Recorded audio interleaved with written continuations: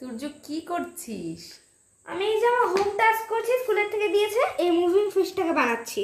কোন ফিশটা? এইটা। এটা? হ্যাঁ আচ্ছা ঠিক আছে, তাহলে তুমি মন দিয়ে করো, বানানো হয়ে গেলে সবাইকে দেখাবো, ঠিক আছে? ঠিক আছে মা।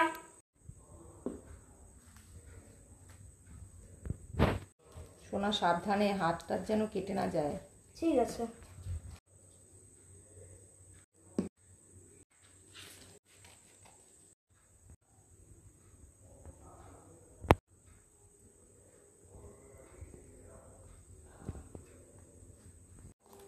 একটাই হয়ে গেছে না? হ্যাঁ